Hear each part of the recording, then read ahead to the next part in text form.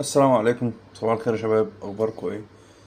يا رب تكونوا بخير. يعني صباح الخير او مساء الخير حسب الوقت اللي انت بتشوفني فيه. آه يعني استكمالا الفيديوهين اللي كنا نزلناهم قبل كده. ان انا كان عندي في البداية خالص، انا عندي دايجرام كنت عايز اظهره، وقلنا هنعمل ايه فيه وايه كل الانوتيشنز اللي احنا محتاجينها. ومنه بدأنا نطلع، خدنا الفيو تمبلت طبقناه على البلان بتاعنا، وبدأنا ان احنا نشتغل وننهانس فيه. وطبعا انت تقدر بقى تحوله تمبلت وهكذا. ماذا لو قدرت ان انا اطبق ده كمان على الاليفيشنز؟ فده كان براكتس يعني سريع جدا. مجرد ان انا بس حطيت التمبلت وبرضه ظبطت شوية حاجات كده. وتعالى بقى نشوف احنا عملنا الواجهة دي ازاي.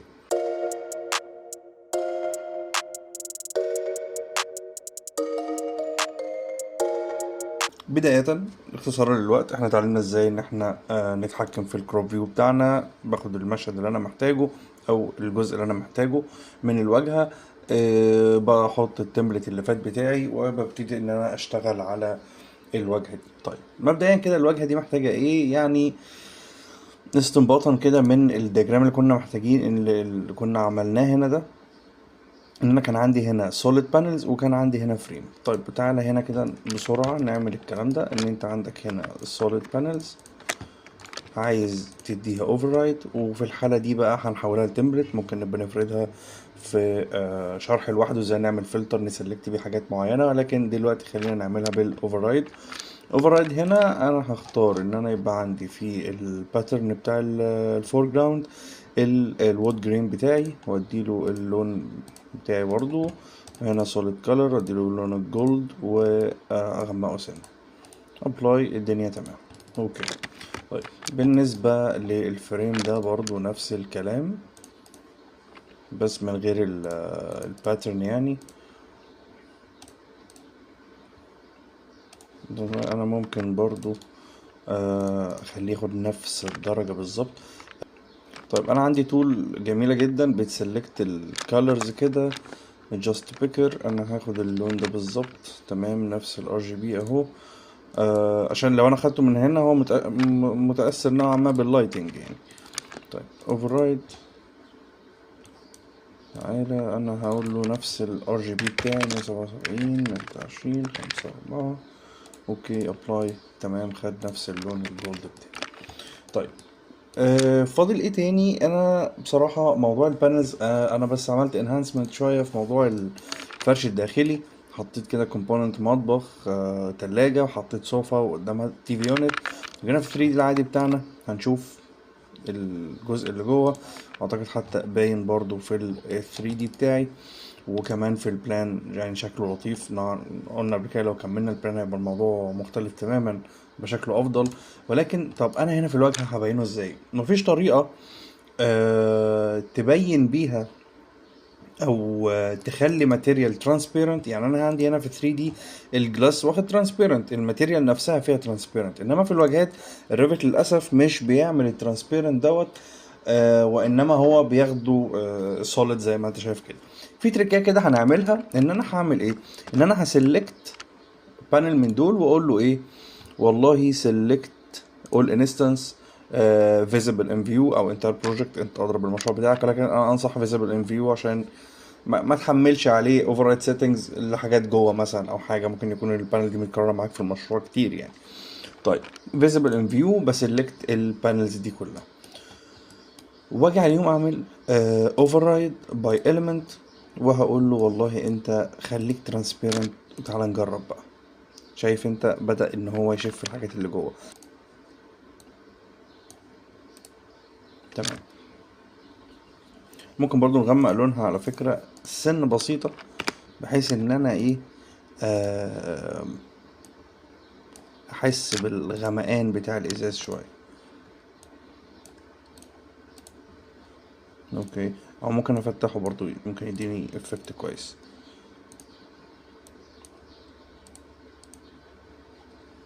يعني انا حاسس كده لطيف نوعا ما، الدنيا جميلة، اللون بقى واضح.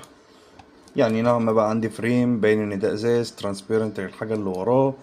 الاوفر رايدز اللي انا عايزها موجوده.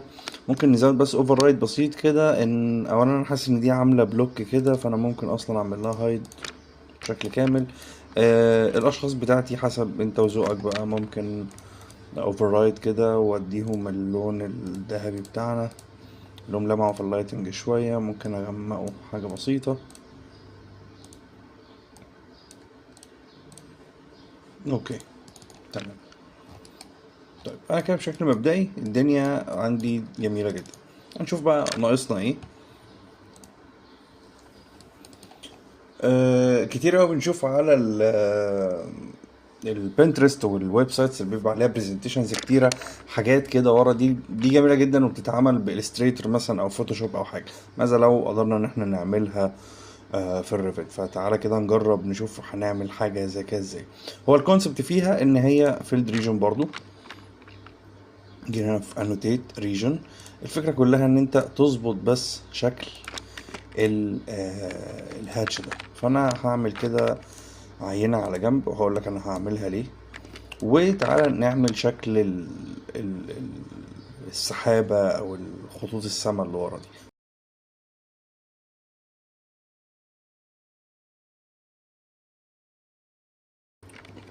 يعني انا وصلت في الاخر للشكل ده. طيب اهم حاجة في الموضوع دوت ان انا مانيولي اشيل المبنى من حسابات الريجن بتاعي. يعني انا لو عملت اوكي كده وخدت ده بره، شايف انا عامل ايه في المبنى في الريجن بتاعي؟ ان انا مفرغ منه، عامل زي ما تقول كده ايه اوتو ماسك او عامل ماسك مانيوال للحروف المبنى بتاعي. ده ممكن يكون صعب شويه في المباني المعقده او الكبيره او كده، بس يعني مش هيبقى لازم انت تعمل حاجه زي كده. ولكن لو المبنى بتاعي يستحمل حاجه زي كده، ليه بقى؟ لان انا مثلا لو شلت الضلعين دول مثلا ووصلت كده مثلا، خليته يعني ايه قطعه واحده، هي اوفررايد على المبنى بتاعي ومش هقدر ان انا اعمل له باك. هيجي باك فين؟ مفيش باك اصلا. ليها طريقة تانية وليها تكنيك تاني ممكن نبقى نشرحه، ان احنا نعمل بقى اصلا حاجة زي كده تبقى هي فاميلي، والفاميلي ساعتها تبقى ليها هوست، والهوست ده يبقى ورا المبنى وهكذا. ولكن احنا بنتكلم في السيمبل بروسيس اللي تلحقنا بشكل ما. طيب ليه انا عملت ده؟ لان زي ما انت شايف كده انا عندي ده عايز اغيره، احط هاتش بشكل معين اتحكم فيه، فمش هبقى شايفه قوي طول ما انا اعمله سيلكت، فبختار واحد ورا كده. زي ما شفنا في البلان ان في حاجات واخده اوفر رايد انا ما بقاش محتاجها هنا واخده اوفر رايد. هتلاقي ان الريجن ده بيبقى تحت كاتيجوري اسمه ديتيل ايتم. ديتيل ايتم هنا هتلاقيه واخد اوفر رايد بالغلط، او يعني عشان احنا عملنا سيلكت اول، انا هلغي من عليه الاوفر رايد واقول له اوكي انا عايزه زي ما هو. طيب فكده هو اداني الباترن الاساسي بتاعه، الا وهو ايه؟ هو البريك هاتش. لو انا زومت قوي كده هتلاقي الهاتش بتاع البريك، بس احنا السكيل بتاعنا كبير شويه. فمن هنا انا ممكن بقى اجي اتحكم بقى براحتي. انا هسلكت ده، هقول له دوبليكيت مثلا، وهقول له والله ده كلاود برزنتيشن. اوكي تمام. تعالى نختار اللون الباك جراوند بتاعه اللون الازرق بتاعنا عادي. أم، وتعالى نختار مثلا حاجة زي الهاتش ده، وساعتها هقول له ده يبقى لونه جراي فاتح بقى. ابلاي. تعالى نقول له ان انت ده يبقى زي ده، وتعالى نغير في ده. يعني اداني لون كده بهتان شوية، محتاج حاجة اقوى.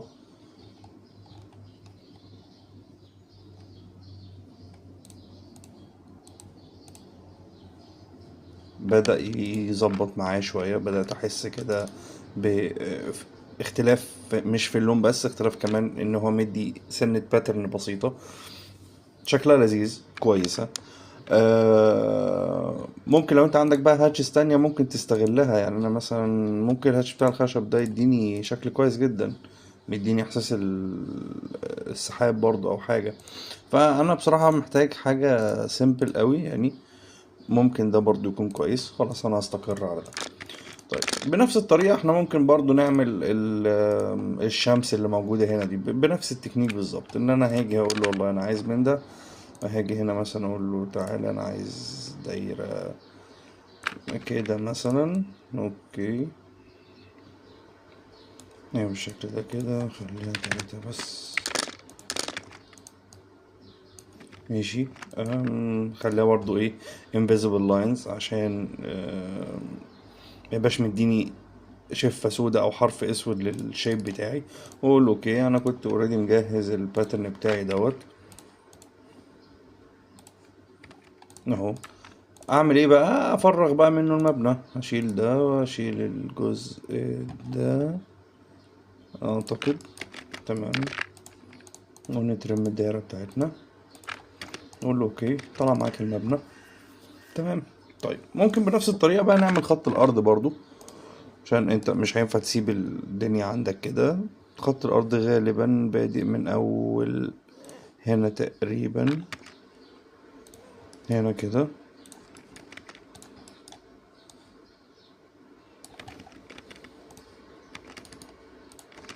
خليه بنفس الباترن، عايز تغيره برضو براحتك، بس يعني حاسس ان هو كده لطيف، الدنيا هادية، عناصر واضحة، مفيش مشكلة.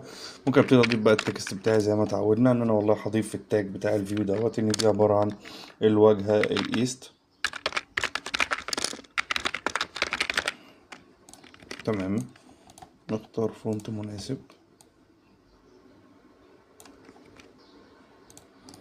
وبكده اللي عملنا دياجرام 3D، عملنا بلان كامل، عملنا elevation كاملة. وكل ده تقدر انت تخليه تمبلت خاص بالمشروع وتطلع كل الفيوز بتاعت المشروع. طبعا كل ده يطلع منه بقى يعني فيوز كتيرة جدا. انت ممكن مثلا في 3D دوت، انت بدل ما هتركز على المبنى تركز على عنصر معين مثلا. في الواجهة انت محتاج تبين جزء معين من الواجهة وتبتدي تطلع منه annotations والحاجات دي. يعني احنا ممكن نعمل هنا annotations بشكل بسيط، نفس اللي احنا عملناها في 3D، نبقى نفس الكلام في الواجهات برضو.